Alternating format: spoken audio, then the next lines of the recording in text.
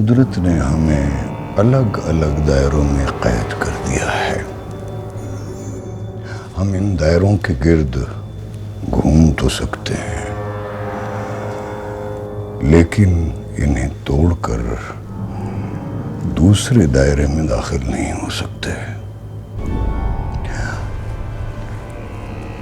अब जैसा वो तुम और वो लड़की, तुम दोनों अलग अलग दायरे में कैद हो।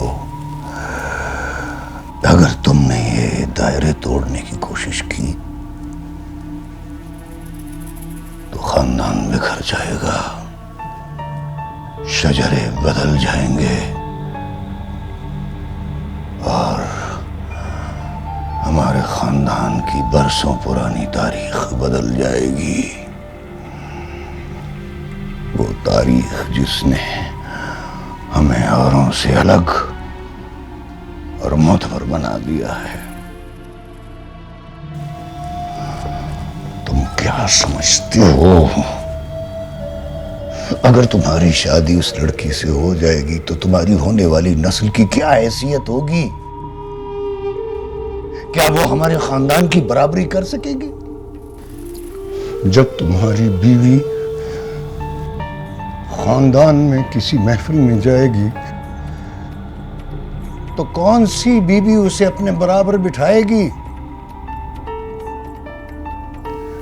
खानदान छोड़ दोगे या बीवी को बिरादरी से काट कर रखोगे?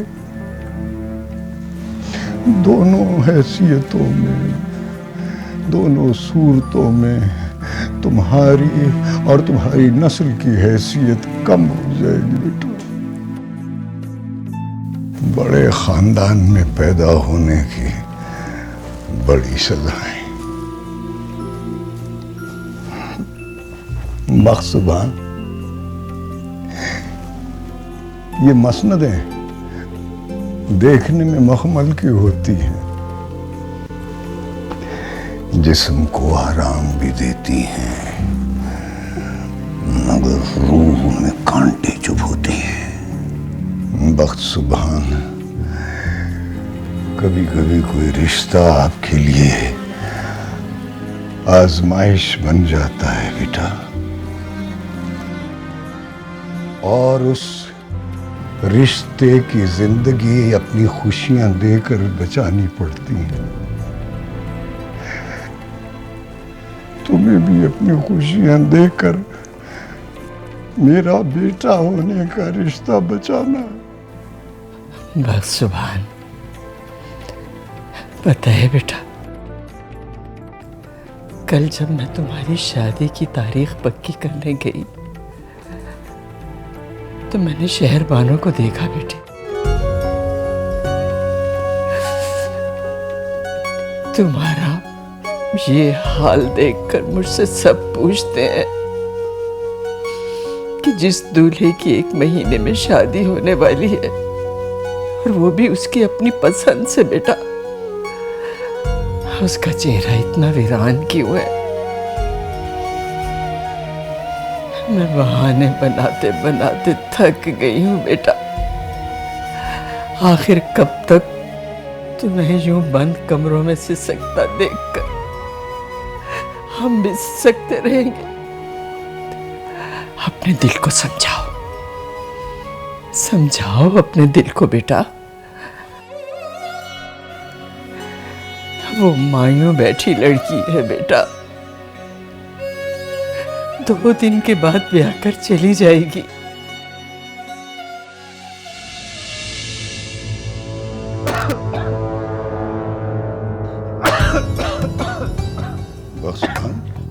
सुभान, मां सदके मेरे बच्चे।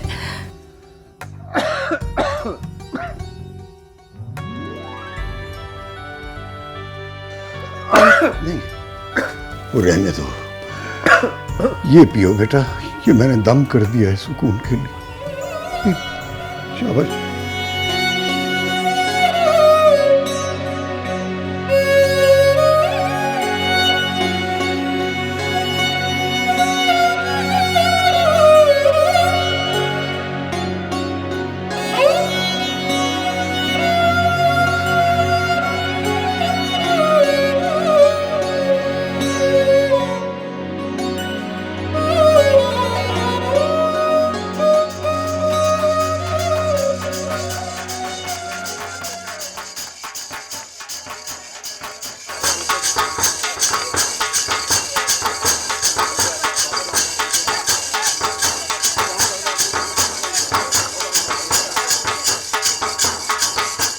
बेशर्मा, दांत तो अंदर का।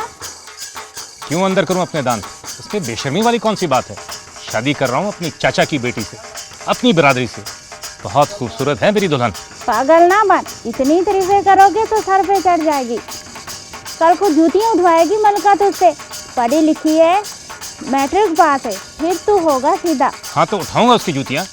मोहब्बत में तो लोग दुनिया छोड़ जाते हैं, जूतियां उठाने में क्या जाता है?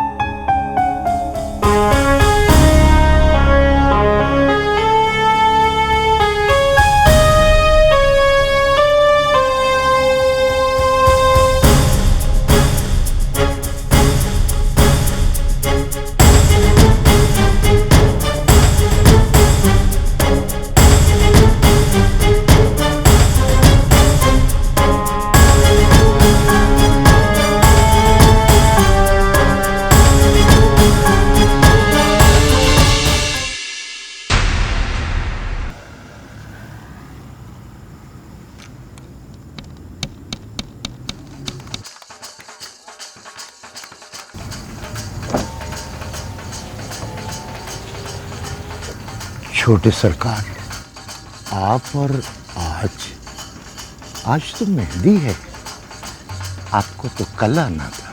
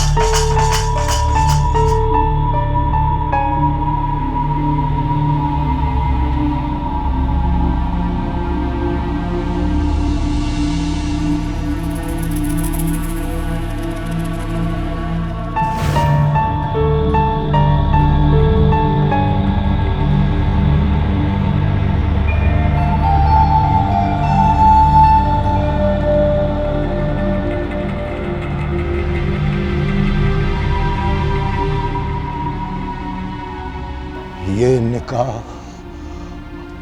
आज रात ही पढ़वाना पड़ेगा, इसके सिवा कोई चारा नहीं है, नहीं है कोई चारा।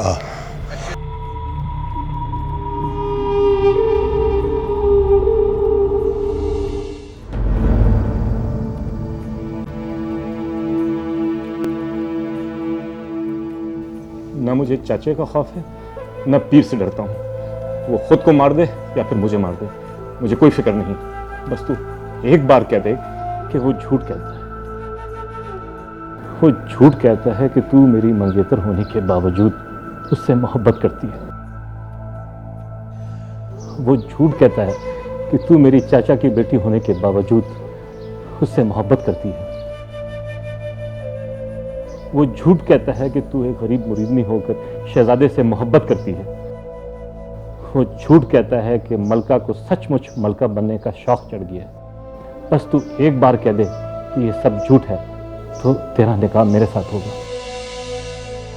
देखो मलका, ये जो बड़े लोग होते हैं ना, इनके जूते, इनकी ये खूबसूरत कपड़े, इतर के अंबार, इनमें बहुत कशिश होती है।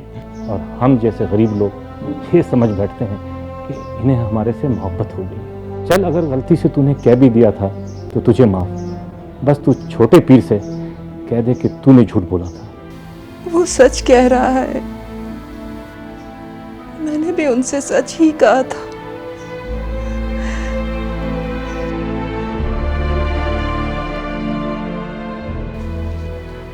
शादियां कहीं और हो जाए तो ये किस्मत की बात है। छोटे सरकार आ गए हैं मलका।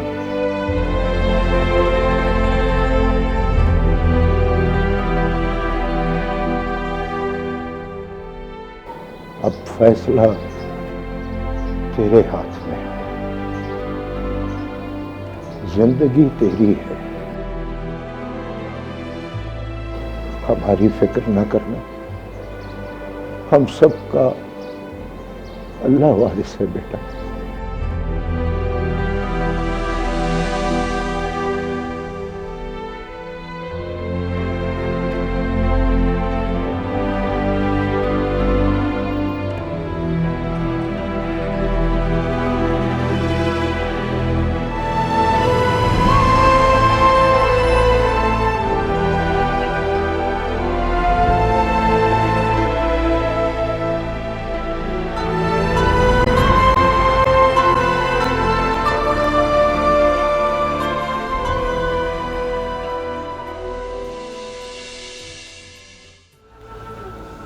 अगर मलका ना मिलती तो वीरान दिल के साथ चला जाता। अब एक नई जिंदगी शुरू करने जा रहा हूं। हम लोग खुद ही आपके साथ रब्ता करेंगे। 1 साल भी हो जाए तो परेशान मत होइएगा। मैं जानता हूं कि हमारे जाने के बाद आपके साथ यहां क्या होगा। आपने खुद को बहुत बड़ी तकलीफ में डाल के मुझे मेरी खुशियां दे दी हैं। मैं आपका ये एहसान सारी जिंदगी नहीं भूल सकता। नहीं सरकार, कोई एहसान नहीं है। मैंने तो आपका हक आपको लौटाया है। जब कबूल है तो कबूल है। बड़े सरकार की सजा भी कबूल है और छोटे सरकार की बरखुरदारी भी कबूल है। बस आप अपनी अमानत लेकर यहां से चले जाएं।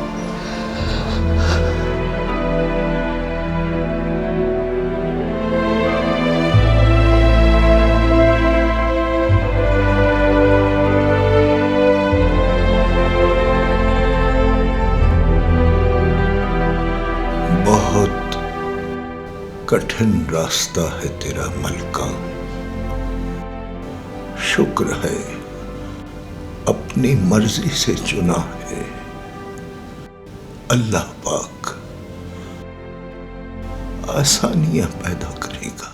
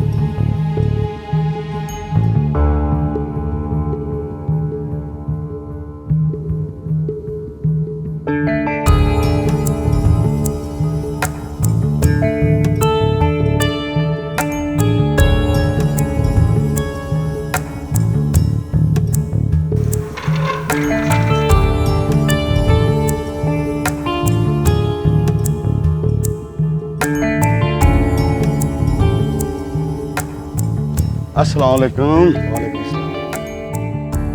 सरकार, आबिद साहब के कहने के मुताबिक मैंने आपके रिश्तेदारों के लिए पूरा डब्बा खाली रखा है। ओए, साहब का सामान पकड़ो। सर, और मुसाफिर नजर नहीं आ रहे।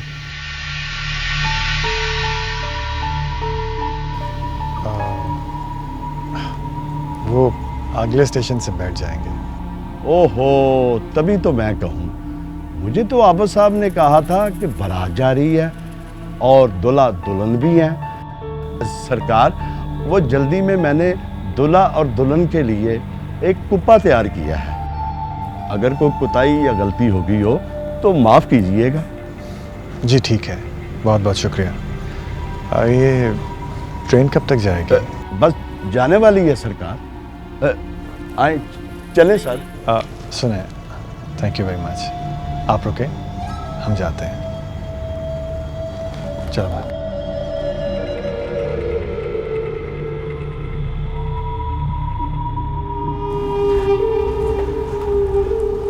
ये लो।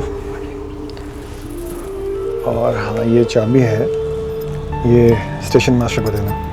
उनसे कहना कि बख्तावाना से अगर कोई पीर बख्त सुबहान का पूछने के लिए आए तो उसको दे दें। लखी महल से?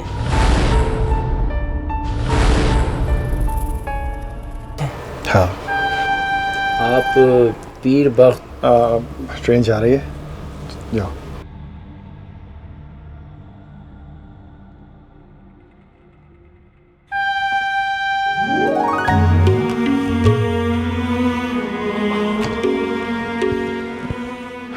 घबराओ नहीं। मैंने अपने एक दोस्त से कहकर ये डब्बा बुक करा लिया था। यहाँ और कोई नहीं है। जल्दी में और कुछ कर नहीं सका।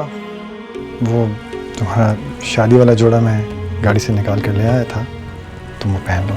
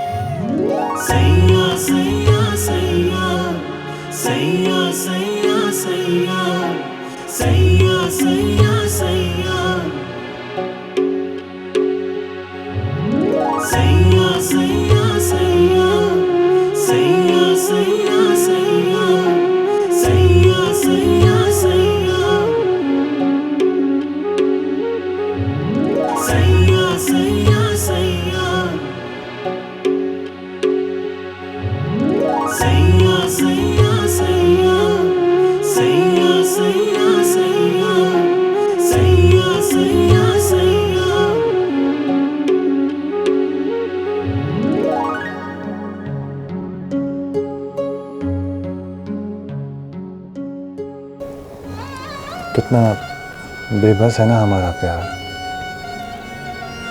वो अंधेरे की गुमनाम शादी, नई जिंदगी की शुरुआत,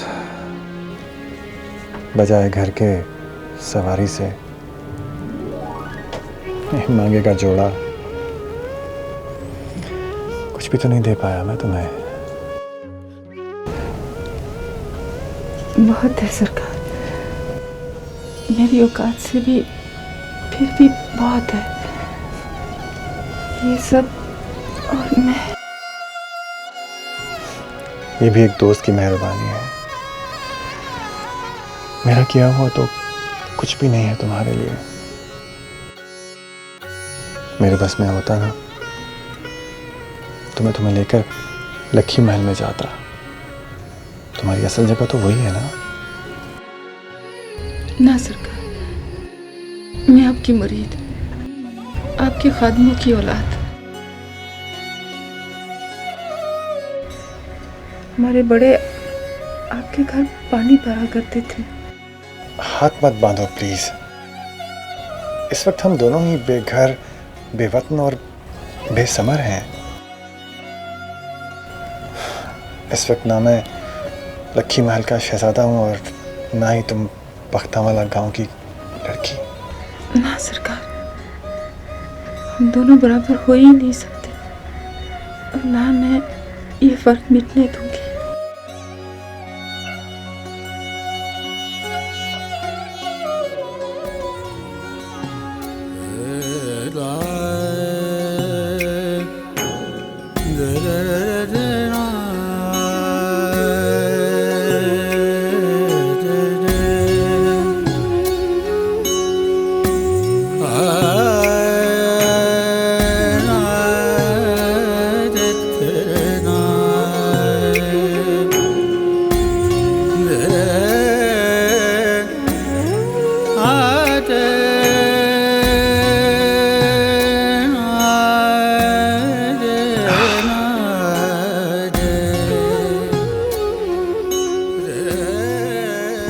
अब हाथ बांध के दिखाओ मेरे सामने। एक बार आंख उठाकर मेरी तरफ देखो तो सही। तुम थोड़ी देर के लिए ये भुला दो कि मैं कौन हूं और तुम कौन हो। सिर्फ ये याद रखो कि हम वो दो हैं जिन्होंने एक दूसरे को चाहा है। तुम ये सोचो कि मैं तुम्हारे मोहल्ले में रहने वाला तुम्हारा कोई पड़ोसी हूं जो बचपन से तुम्हें चाहता था। ना सरकार, हमारा मोहल्ला बहुत गंदा है, आप वहां रह ही नहीं सकते। तो चलो ये सोच लो कि तुम्हारा कोई चचाजाद, कोई मामूजाद हूं जो तुम्हारे साथ पला बड़ा है।